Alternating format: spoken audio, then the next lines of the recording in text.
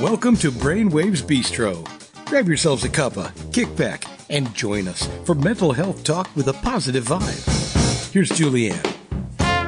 Thanks for coming on board to hear this riveting saga and almost, well, a really terrifying journey from Istanbul back home to Australia. Now, with a severe mental health episode, I'll call it, psychosis at that time. He had a journey of courage, of hope, and the treasure of one amazing family. Talking of not only immediate family, but also another family, a Syrian refugee group who became your family in Istanbul. The book is Dear Psychosis, a must-read, and we Australians applaud author Sarah Martin, who has just won the prize, the coveted International Chanticleer, I hope I'm saying that right, Chanticleer Award in the Americas. And she actually travelled with her daughter to accept it. Congratulations too to Sarah Martin and daughter Alice, who, again with courage, break the silence which surrounds the vagaries of true mental health concerns. This is so important to me personally, to fight the stigma and discrimination those with mental health issues face. Welcome, Sarah and Alice, and of course to our inimitable host, Barb Smith, who will later convey a vital message for us all. Hi, ladies. Hi, Julianne. Hi, Julianne. Hi, Barb. Hi, everyone. Hey there.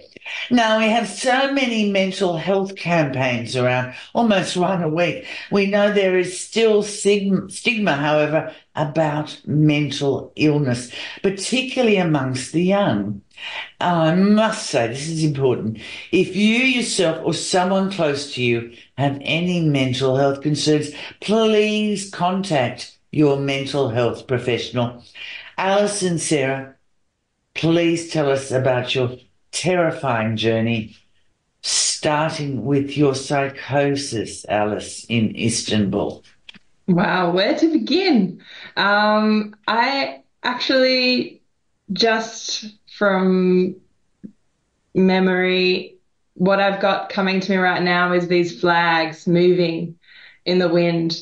And I'd seen these flags in Istanbul for weeks before this happened, but the flags were now upside down and they were menacing. They were like a bull's horns, and there was a star below it. And that was so surreal. And I was with Mum and my brother, and I was just thinking, why is this happening? But I couldn't even recognize, why is this happening? Why is this so unusual? Because I was so enmeshed, entrenched in these dark delusions that had wrapped around me. And that day when I saw Mum and Jessie in Istanbul walking around, I couldn't find my way home. I was lost, and I'd traveled all around the city. I'd walked all around Istanbul, and this was in the midst of my psychosis. I couldn't find my way back to my apartment where I was staying with these Syrian friends of mine. And how weird is that? You live somewhere for 3 weeks, you stay somewhere for 3 weeks, you'd think you'd be able to navigate a little bit of the main parts of the town you're staying in. I could take myself to the bank, I could take myself to the artist's house near me, who I knew from day one in Istanbul.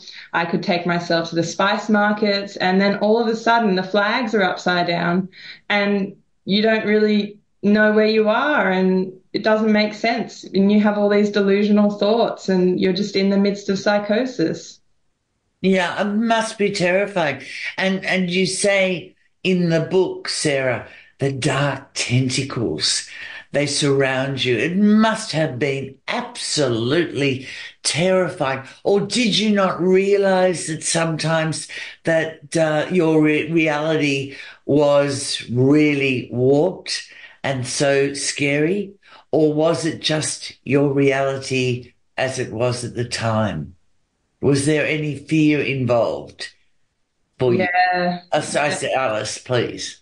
Yeah, there was fear, but it was like a tidal wave moving in and out. It was very scary, and I had to act, and then it would go away, and I would be at peace for a minuscule of a moment, and then the wave would come back in, and the voices would be louder, and the delusions would be strong, and then it would just move constantly. You couldn't keep up with what you were hearing, what you were perceiving, and it was just so much. And tell me about the voices. What did they tell you, these voices? What were they saying? Was that very scary, or you just accepted them as part of the reality of your moment? Well, the symptoms trickled in so slowly that it was more of an acceptance. It was Mm. creeping, it was stealthy.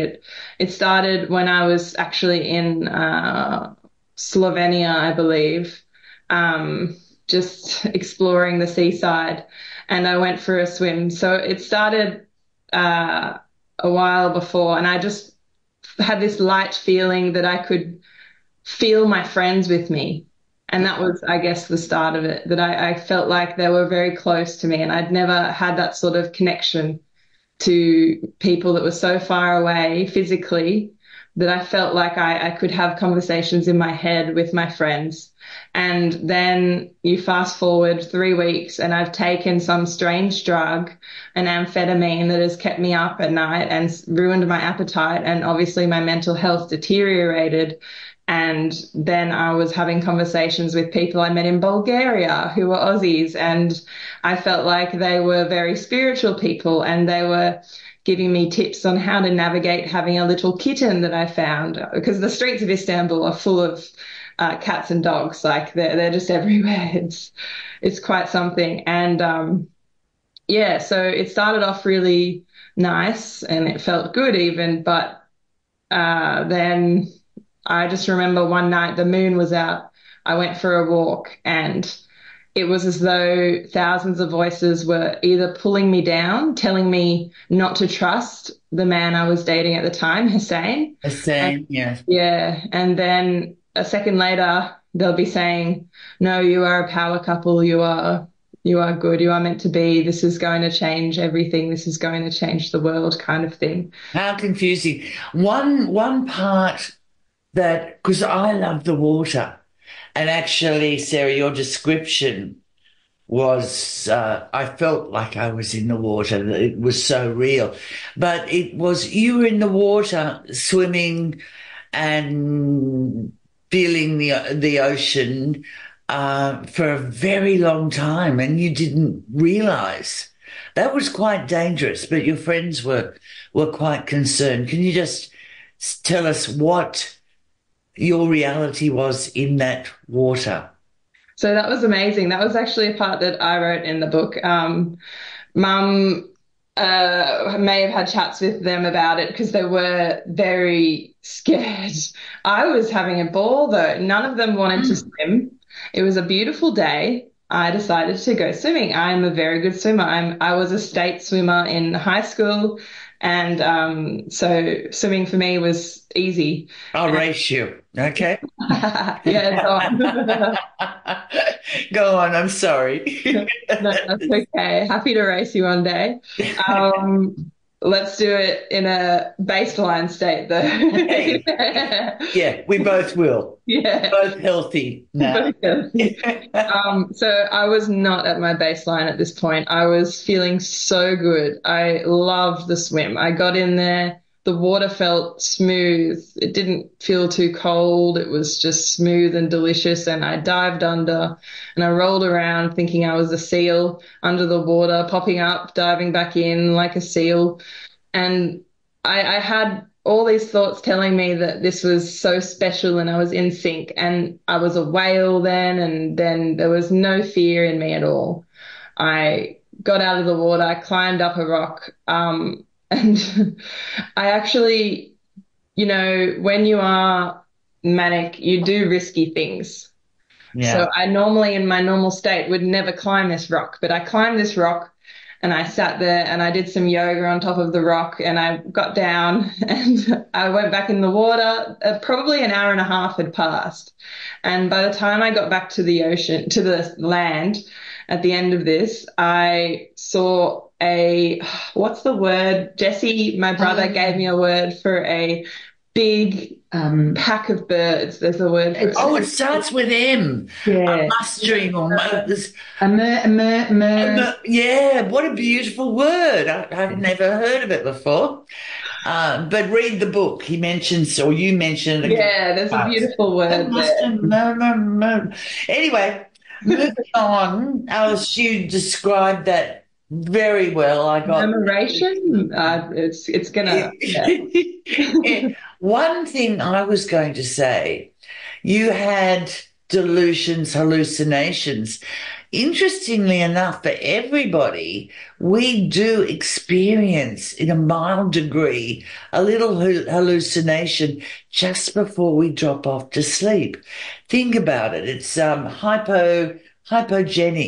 Now you multiply that almost 100, 200%, and that is what I would imagine you were experiencing. I don't know if that's correct, but I'm trying to get into your head, but not too far. I don't want to go back too far. But No. Sarah, what was your immediate reaction when you saw pictures or videos of Alice with black markings all over her face in a disheveled condition, and your first call from Hussein? I mean, what did you feel?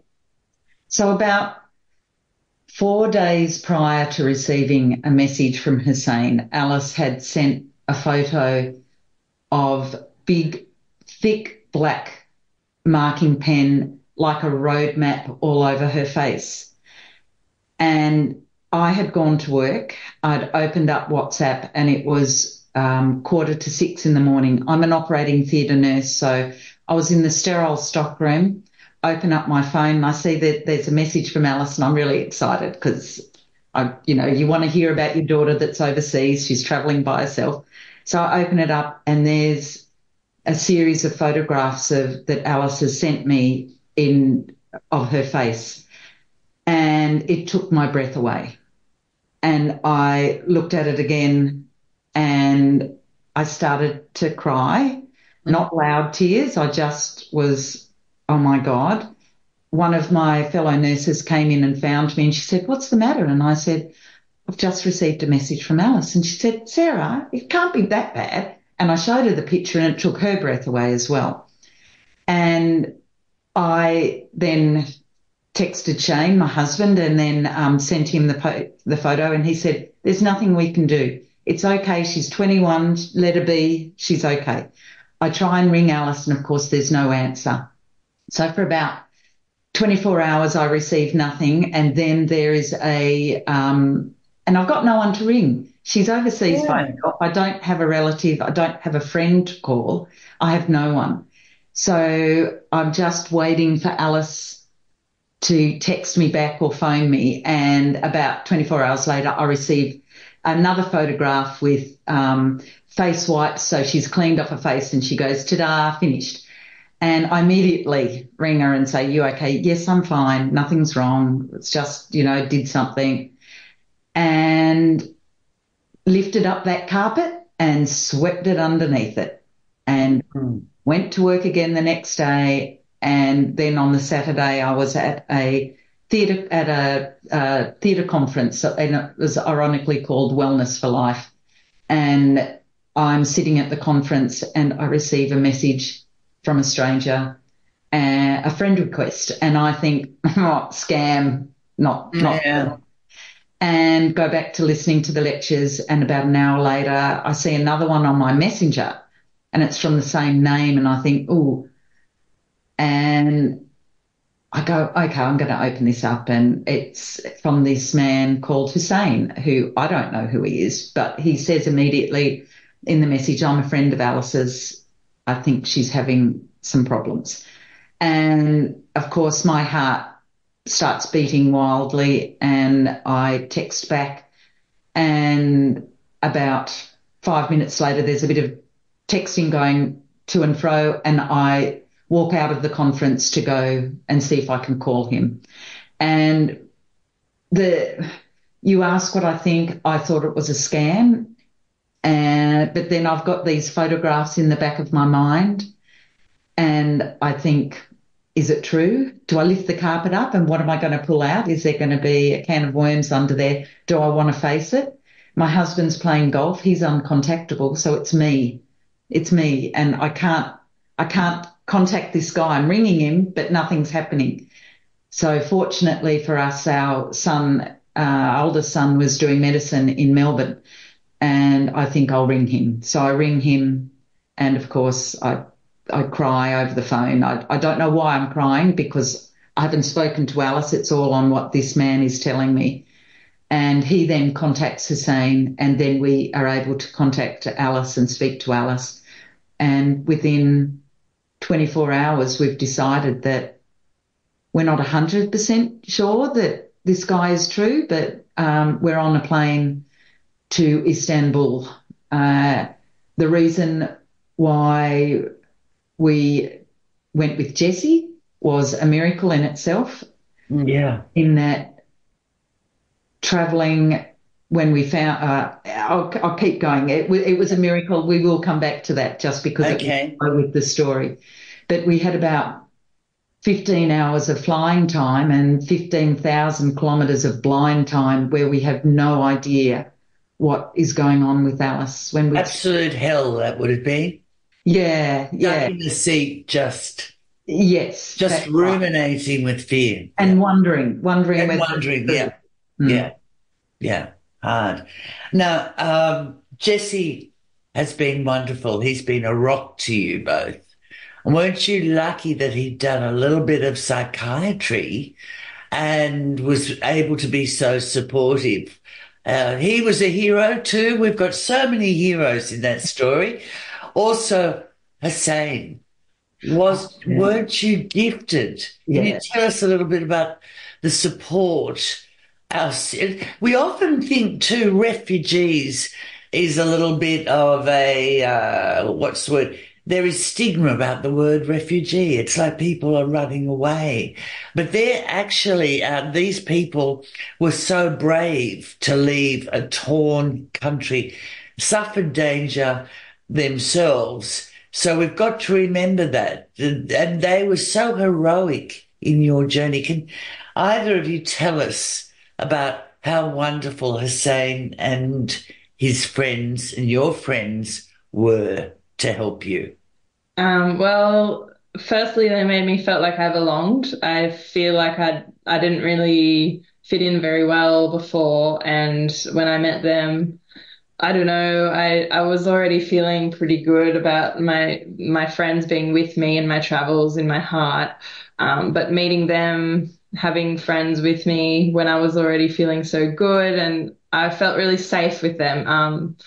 They had been through a lot, and they recognized that, I was going through something as well, and they had I want to say they had the balls to reach out to my family and get some help there. So that was really, really good. And they had amazing senses of humor.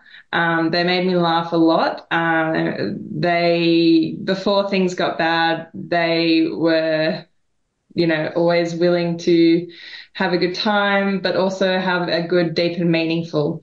So it was a really safe environment for me, I felt. They were really welcoming and just really great people. And Hussein. And you had a great bond with them, which enabled them to be your safety net. They stuck with you and did everything possible, I believe.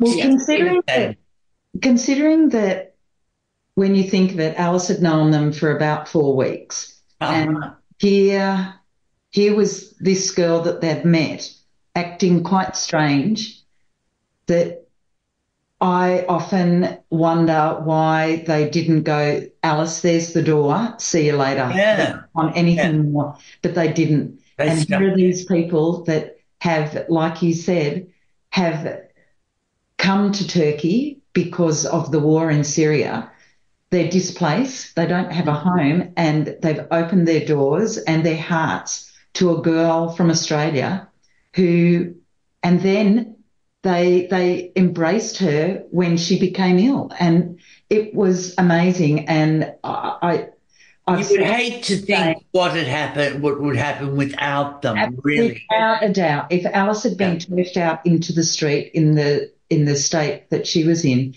I think that we may not have. Scary. Yeah. So they will always have a bed in our house if ever they make it over to Australia. So we love them dearly. And we could give them swimming lessons. And we could give them swimming lessons. Yeah. Okay. Now, you only spent a little time in Istanbul. It must have been, I don't know if you really enjoyed it. You couldn't do the touristy things, although you tried, because you always had the concern there that Alice was in like a mini traumatic or hallucinatory state. But I was on the edge of when I read what you had to go through at the airport. I mean, airports, Barb and I know we used to fly like decades ago as hosties, but they can be very confronting. Noise, people everywhere, disorder trying to be ordered, and you had to go through that airport in a state which could have resulted in a worse situation. Tell us about coming through that airport in Istanbul to try and get out. So our concern, Jessie and I had talked about it, and our concern was that Alice might cause an international incident.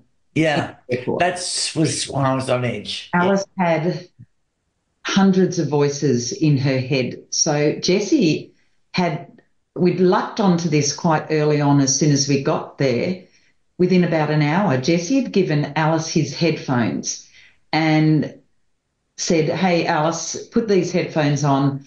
And on the cord is that if you tap once, it'll skip the song, and if you tap twice, it'll do something else." And so Alice then would go on to say that this really helped her. It didn't stop the voices, but it might pause what she was thinking for a moment or what was in her brain.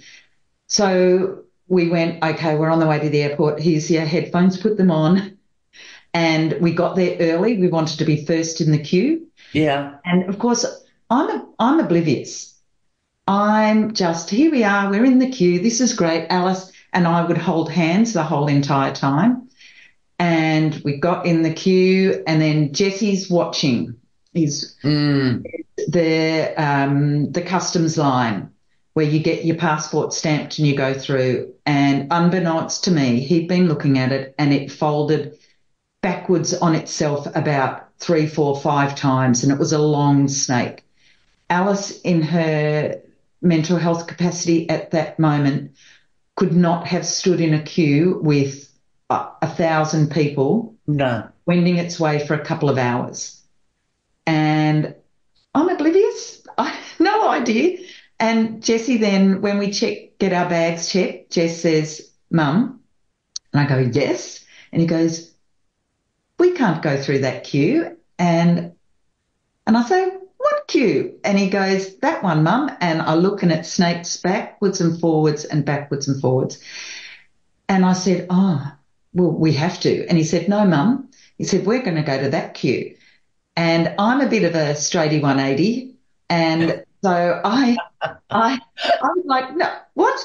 That's the business class queue. We can't go in that. We haven't got business class tickets. We're in economy."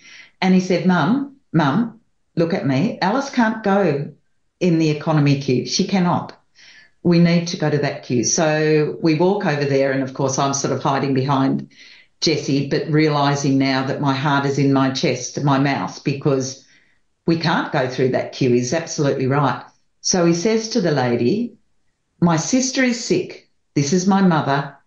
We need to go through this queue." And he points to the business class queue. "We cannot go to that queue, the economy class queue." And she holds up a finger and goes and gets someone else, another woman, comes back, And he goes through the same thing again. And he says, my sister is sick. This is my mother. We cannot go through that queue. And she looks at Alice, she looks at Jess, she looks at me, and she waves us through. Oh. And as we pass her, I hold her hand and I squeeze it, and tears form in my eyes because it's a miracle. We could not have we would have had an international incident, or we would have been still in Istanbul. Yeah. I think Alice would have stayed around maybe for half an hour and then she would have wanted to go. But people, and this is for everybody out there, small signs of hope and a smile or a gift or a wave through or means so much to people that you have no idea of. So if you ever see someone that needs a smile or a hand or something, please give it to them. It means so much. It might mean nothing to you, but gee, it means the world to us that have felt it and accepted it. Oh, that's beautifully said. And I'm sure that will move a lot of people and will bring love and joy at some stage if they remember it. Now, we're arriving home in Sydney. And we go almost straight to the psychiatric hospital where Alice was scheduled. And I want you to explain what scheduled means. I know. But it was also a very frustrating time for you, wasn't it, Sarah and Alice? So, yes, it definitely was frustrating. We went straight to the local hospital where, again, local. We had the most fortunate of luck in that there was nobody in the waiting room in the emergency department, which is unheard of where we live, very unheard of. And we go through, and in 4 hours, Alice and Jessie and I tell her story 7 times. And I talk about this to a friend of mine, and I said how frustrated it was. But they actually shined a perfect light on it in saying that by telling our stories from our mouth to each person, yes, we are telling the story. It's not coming. In Australia, we have a game called telephone, and it is where I whisper something there are 10 people in the line, I whisper something to the next person, and by the time it gets to the end person, it might be the cat sat on the mat. By the time it gets to the end person, it's the boy had a bag of chips. Oh, we know that one. Yes. So the best thing is, it may have frustrated me that we had to tell Alice's story that many times to that many different medical staff. It was the best thing that it actually came from our mouth and Alice's mouth to get the perspective and to get the right people on the case. So we then get admitted to the PEC unit, which is the Psychiatric Emergency Care Unit, and I'll get Alice to say what being scheduled is and I know what it is. Go on. So because it was a weekend, I had to stay. This is what I remember. I may be wrong and things may have changed, but all I remember was that I couldn't leave all weekend. I had to stay. I had to go into the PEC ward and take off my belt, my shoelaces, leave everything locked up somewhere else away from me because you are really protected in there. And yeah, you have to stay there for the weekend. And you carefully watched it. She can only be released by doctor's orders. That's right, yeah. And Alice could not work out. She was upset that she was in hospital for the first place because all she thought was that she needed was yoga. Yoga would be okay and that would fix her, because she couldn't understand that what she was seeing and what we were seeing were two completely different things. And that's, yeah. But then you moved on and you went to what sounds lovely, not lovely, but familiar to me and very, very supportive, to a place called U Space. It was a relative haven in comparison, wasn't it, Alice? Yeah, it was nice. And I think I had my first moment of insight there when I Yeah. met my psychiatrist. And I said to her, gosh, this psychosis is interesting. And she sort of took that and like held on to that and like reminded me of it a long time after. And I thought, yeah, that's really interesting that I had that insight just straight away meeting her. And also such a change from the girl who just wanted to do yoga to realizing, okay, psychosis, this is what I have. This is it. It's interesting. I'm interested in this. And then later going on to start studying psychology. Yeah, well, we'll get to that. I'm so proud of you, but we'll get to that. I just want to know before that. Now, Sarah, caring for Alice at home when she did come home from U-Space. Now, it wasn't easy, and all the family had to band together and help out. And you had an 11-year-old uh, beautiful Harry to worry about as well. Can you tell us a little bit about how that was at home and what you had to do? So the moment we decided that we would leave for Istanbul, if you remember, I'm a nurse, so Yes. we've always called a spade a shovel, and we have always spoken the truth, so that Shane and I, my husband and I, decided that if there was, if anything ever happened medically, we would always inform the kids, and they would always know that there would be no secrets with that. So when Harry was involved, even though he was 11, in knowing that Alice was just knew that she wasn't well overseas, but knew that we were going, that Jessie and I were going, that we'd be home soon. And then I asked Shane to speak to Harry when we were coming back, because it was important that we had to lock away knives, we had to lock away Panadol, we had to lock away drugs, we had to get anything away that we could, that if Alice, at no stage had Alice said that she wanted to harm herself, but as a nurse, my instinct was to protect her as much as I could. And it meant that at night we had to lock the doors so that she wouldn't get up and walk and leave the house. So we needed Harry to be on the same page as us in that something was going on. We weren't sure, but this is it, and ask us any questions.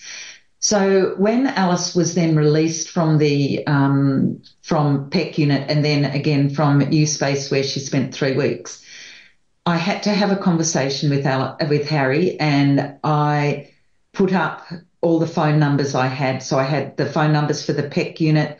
I had the 000 number up. I had the phone number for U-Space, just in case he was home one day and Alice wasn't well, and this is what he had to do to call.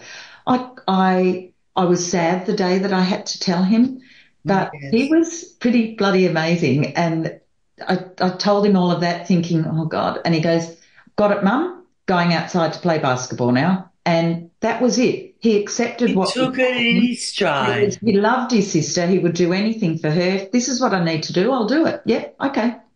All right, gone outside now.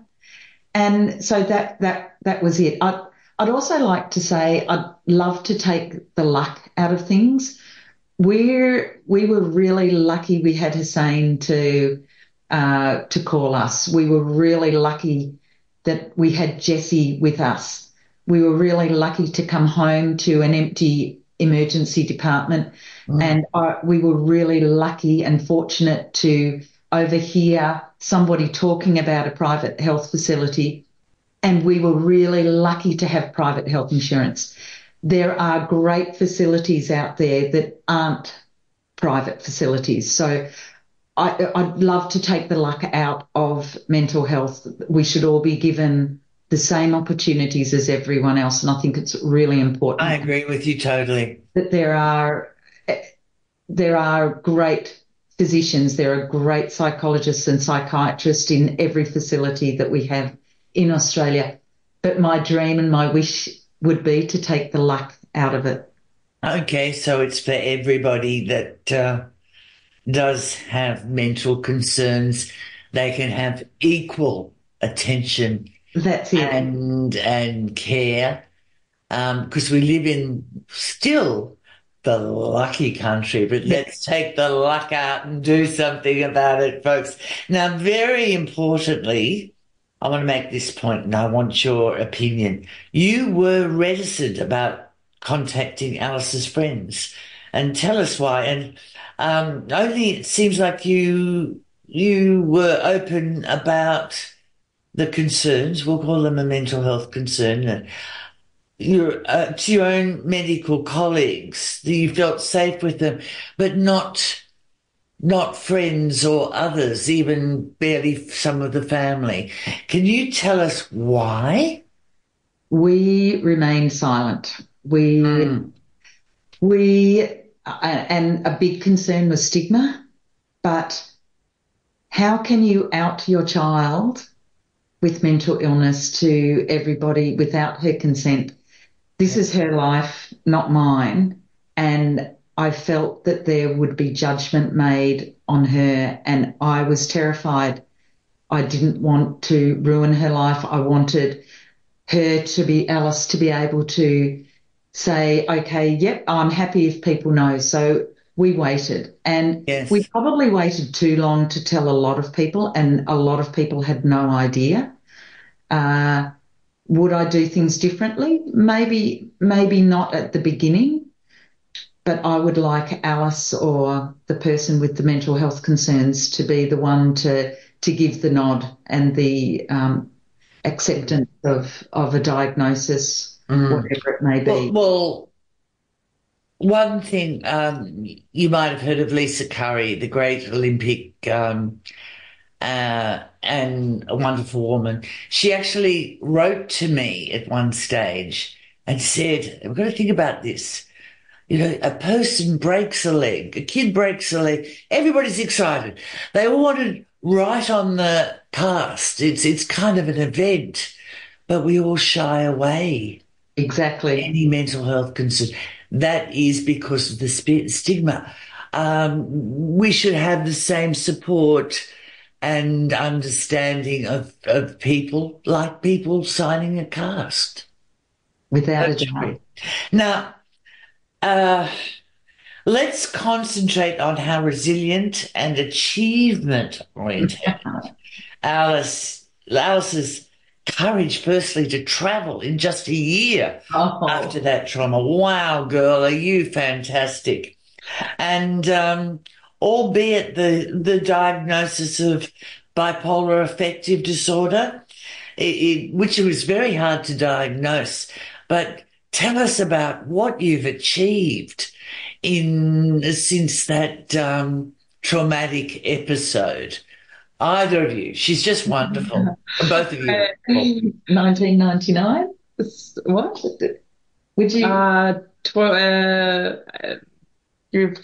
You spangled my thoughts now. No arguments. Okay, so I traveled alone the year after Istanbul, and that was fine. I met up with Hussein, came back. I was already teaching ESL, and the reason why I could travel. English as a second language. Yes. Yeah, right. Sorry.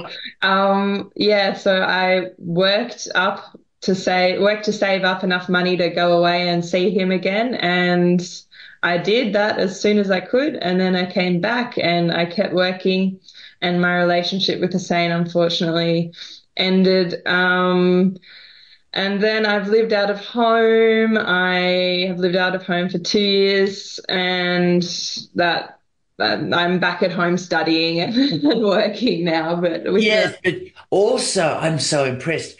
To help others, I would say you have trodden the road to become maybe a psychologist. Tell us about your academic achievements. They're remarkable. Oh, you're just touching wood right now. I have my thesis due for psychology in about 3 weeks. So touching Okay. wood that I can keep my Well, focus good this luck, pathway. girl. Yeah. Thank you. No, And please what's the don't. topic? Um, What is the theme of your thesis? That's just my curiosity. Okay, well, it's a nice topic. It's very interesting. Everyone has lots of things to say about it. So it's the relationship between personality types and dream recall and nightmare frequency.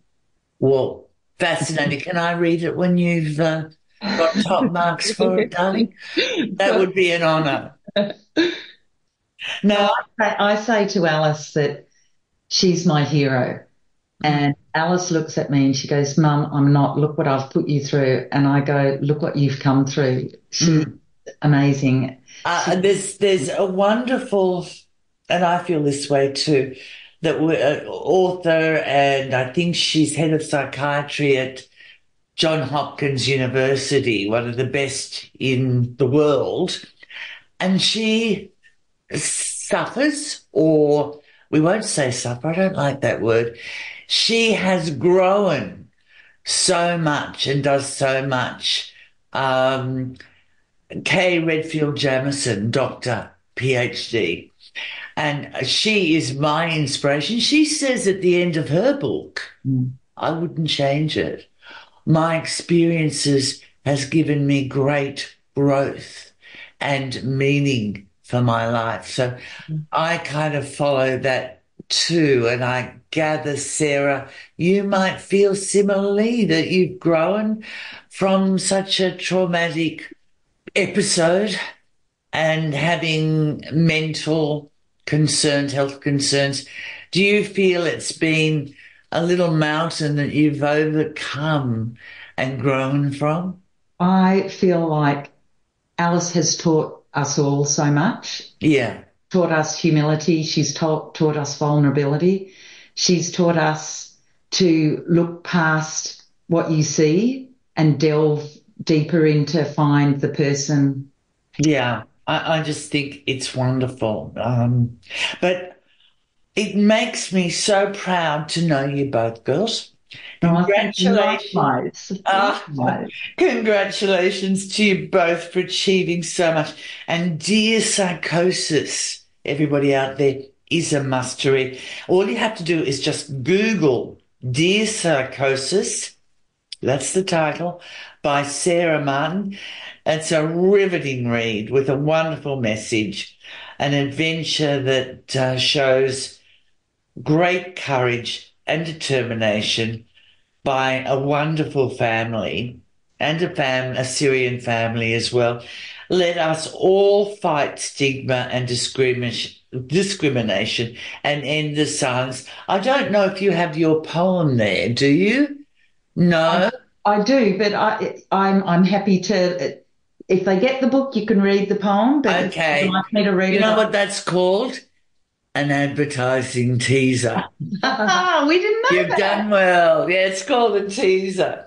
So I'm going to hand over to our beautiful Barb to just give us a little bit more of a message. Okay, Barb?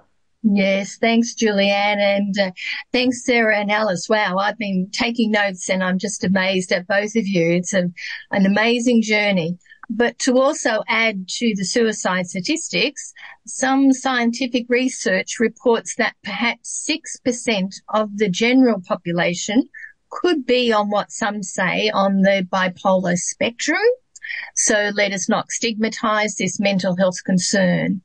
And of course, also, if any of you who are listening who have a mental health concern, please reach out to your medical health practitioners. Dear Psychosis is a must read, and just Google it. I've already got it up on another screen. I've just been looking at it now. And also, Alice, for taking out the time in the middle of your study to get all this ready, to take the time for the listeners of Brainwaves Bistro. So thank you, Julianne, Alice and Sarah Martin, for opening up and sharing your vulnerable story to us. Thanks, Barb, and thanks, girls. Now you can go back and study, Alice. I might have a little just a small tipple to relax, but that's not advisable. We don't take any other medication now. All right, girls. Thank you so much. Bye.